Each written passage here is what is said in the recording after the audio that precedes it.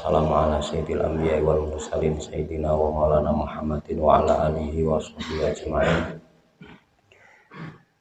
Di pagi hari ini kita ziarah di makbaripun atau makamipun beliau Raden Mas Said, Raden Mas Said atau beliau yang berjuluk dengan Mangkunagaran, Mangkunagaran I ataupun yang dijuluki oleh orang Belanda dengan sebutan Pangeran Sambernyowo. Beliau putra dari Kanjeng Pangeran Arya Pakunagaran. Maka beliau ini termasuk terah Keraton Surakarta. Namun ketika melahirkan sang ibu meninggal, ibu daripada Raden Mas Said ini meninggal. Kemudian di usia 2 tahun Raden Mas Said ini ayahnya terkena fitnah, biasa politik kenegaraan ataupun politik kerajaan, sehingga ayahnya harus ditangkap dan diasingkan di daerah Ceylon, itu masuk wilayah Sri Lanka. Sehingga Raden Mas Said ataupun nantinya menjadi Pangeran Sambernyowo ini, beliau hidup sendirian. Artinya corok kasar terlonta-lonta tanpa orang tua. Sehingga setelah mulai dewasa beliau merasa dizalimi oleh paman-pamannya, yang sebenarnya beliau ini mendapatkan gelar Sentono. Sentono itu sebutan ataupun gelar bagi kerabat, tapi beliau hanya dijadikan sebagai perwira ataupun tumenggung. Kalau tumenggung terus adipati ini kan semuanya abdi dalam, tapi nek Sentono itu di atas daripada abdi dalam, ada nilai kerabat. Akhirnya dirasakan terus seperti itu. Beliau akhirnya berontak mencari keadilan. Maka beliau Raden Mas Said ini tercatat di dalam peperangan menjadi adipati yang mendirikan Mangkunagaran. Ini berperang sekitar 250 peperangan selama 16 tahun. Itu perang yang lumayan besar, artinya perang dari pihak keluarga sendiri, terus perang dengan orang Belanda sendiri. Beliau lahir sekitar tahun 1725. Ini sebelum Pangeran Diponegoro. Nah, sementara beliau ini sangat cerdas di dalam politik maupun di dalam strategi perang, termasuk yang mencetuskan strategi perang sampai turang. Terusan beliau suatu ketika beliau ini sudah terjepit, dikepung di satu kampung. Di satu kampung ini beliau sudah dikepung oleh Belanda, hampir saja tertangkap atau dibunuh. Waktu itu beliau mendapatkan satu ide langsung laduni. Waktu itu beliau disuguhi bubur nanti dimasak panas sama yang menyuguhi. Begitu dimakan, beliau merasa kepanasan karena makannya dari tengah. Akhirnya dari yang menyuguhi mbok rondo niku, beliau mencarakan cara makan bubur yang yang masih panas itu dari pinggir, nanti yang terakhir tengah, sedengane adem. Habis bubur itu dimakan, beliau langsung hanya berapa orang itu menyisir dari pinggir.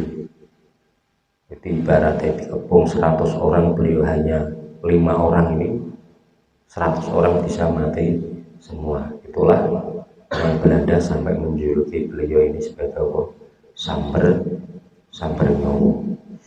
Itu beliau berperang kurang lebih 250 peperangan, berarti ini lebih dari 1 bulan sekali nih, selama 16 tahun memimpin menjadi Mangkunegaran. Dan akhirnya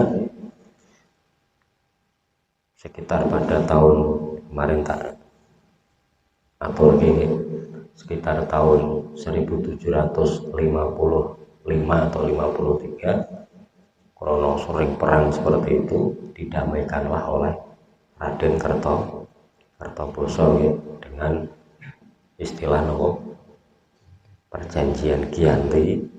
Akhirnya Surakarta ataupun nantinya jadi Pakubuwono itu ya nanti memimpin di daerah Surakarta, sementara beliau memimpin daerah sekitar Karanganyar, Wonogiri dan sekitarnya, itu masuk wilayah kepemimpinan daripada Raden Mas Said nih.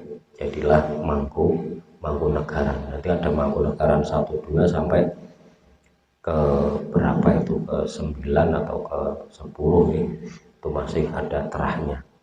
Sementara Mangkubumi, beliau sebagai paman daripada Raden Mas Said ini, termasuk yang dimungsuhi beliau ini ya pamannya sendiri, karena dulu itu sulit dibedakan mana lawan mana musuh, mana lawan mana kawan, itu sulit dibedakan karena londo nyampur baur.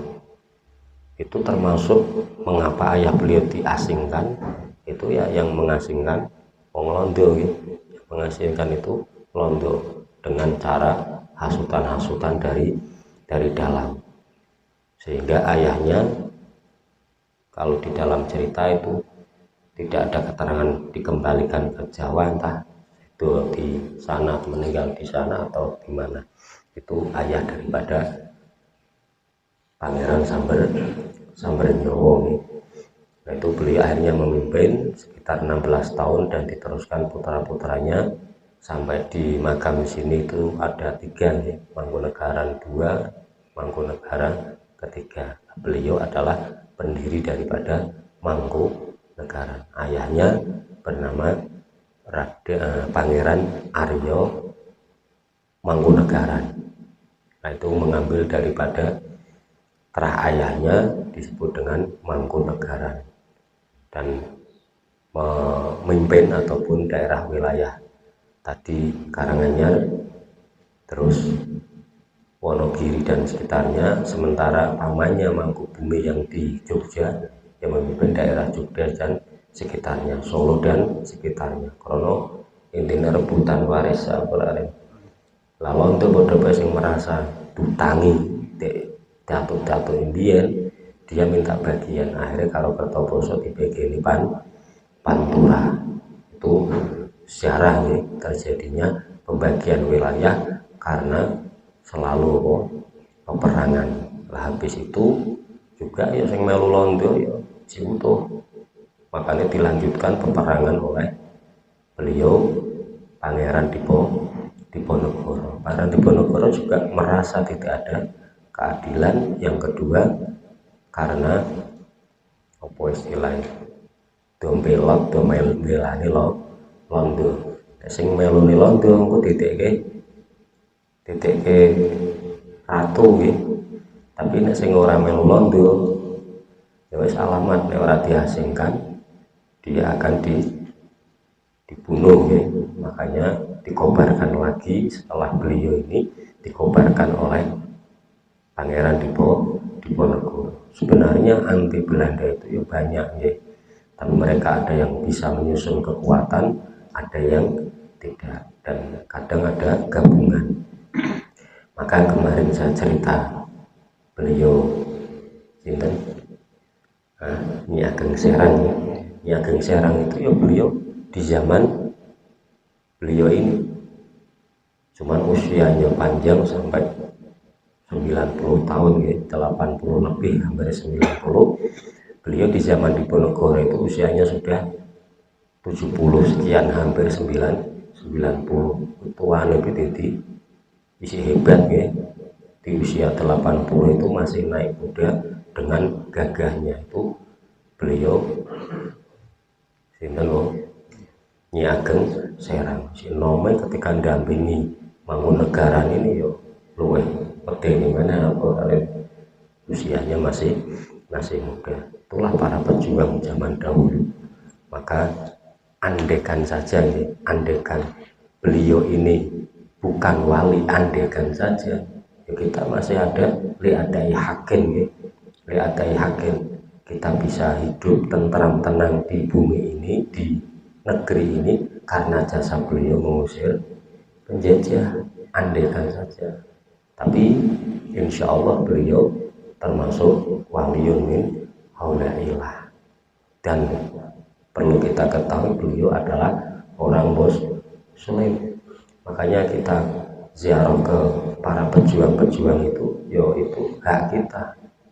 Nekani hak kula panjenengan kepada beliau-beliau yang telah mempertaruhkan jiwa raga sampai titik darah penghabisan. Beliau ini punya prinsip menanamkan kepada para rakyatnya tiji tibeh mati tiji mati kabeh. Itu prinsip yang beliau ajarkan kepada rakyatnya. Urip mulya atau mati syahid, itu selalu didengar, sehingga rakyat ini kepada beliau Pangeran Sambernyawa ini tidak hanya hartanya, nyawanya diberikan untuk beliau, untuk keadilan dan mengusir penjajah. Itu saja nih kami kula panjenengan. Mudah-mudahan kula panjenengan tambah cinta, tambah seneng datang para pejuang, para ulama, para syuhada yang memperjuangkan negeri ini hingga merdeka sampai detik ini. Maka selalu ditemukan oleh beliau Habib Lutfi yang sebelumnya oleh Mbah Lim NKRI, harga mati. Apapun yang terjadi, ojo sampai negeri ini terpecah belah ya. Andaikan ada yang tanya, bisakah Indonesia ini bubar atau pecah? Pertanyaan di dunia bisa saja. Kerajaan Majapahit itu berapa ratus tahun bisa bubar. Kerajaan Demak berapa puluh tahun bisa bubar. Kerajaan Mataram juga bisa bubar. Yang paling panjang dinasti Utsmani 600 tahun juga bisa bubar. Kok Indonesia rasa bubar gitu? Tidak mungkin gitu. Tapi kalau tetap bersatu, insya Allah akan lebih lama bubar. Tapi tidak bersatu dengan diadu domba antara kiai dengan habaib, antara ustadz satu dengan yang lain, kiai satu dengan yang lain, itu terbakar, yaitu tanda alamat cepet tau bubar. Mugia para ulama, para pejuang yang telah memperjuangkan negeri ini tetap tidak rela, tidak ridho kalau Indonesia bubar. Selalu mendoakan kepada kula panjenengan negeri ini tetap utuh. Allahumma amin. Sekian dari saya. Maulaya sholli wa sallim